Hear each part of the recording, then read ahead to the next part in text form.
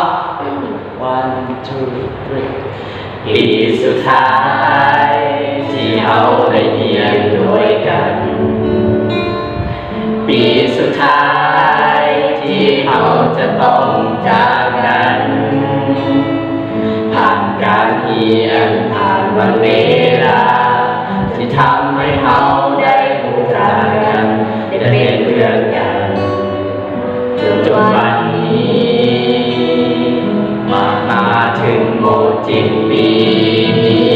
ก็เลยร้องเพลงนี้แทนใจก่อนที่เขาจะจากไป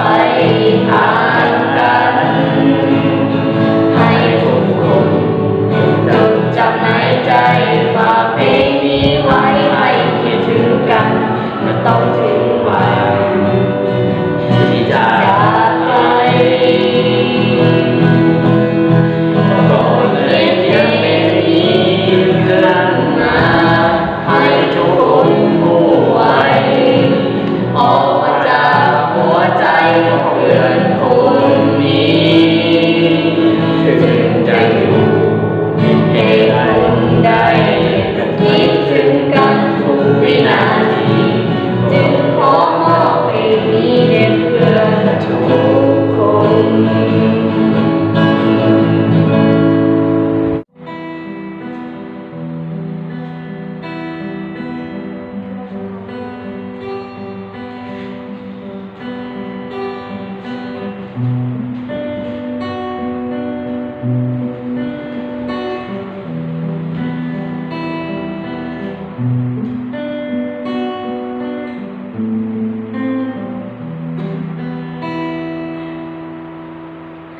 ถา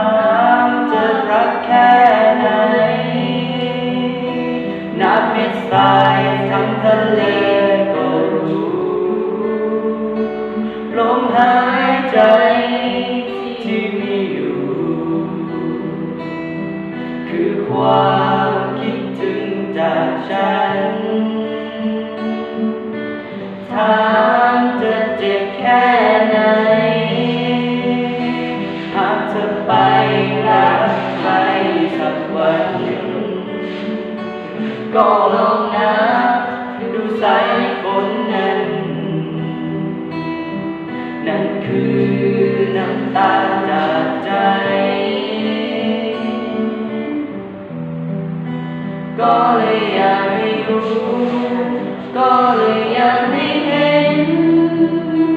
ก่อนจะทำร้ายกันกว่านี้เพราะโลกนี้มีเธอเพียงคนเดียวฉันจึงเสียเธอไม่ได้ถ้าเธออยากทำร้ายก็เชิญแต่อย่าเดินหนีไปจากฉันนึกสว่าสงสารอย่าหลงทันด้วยกันลา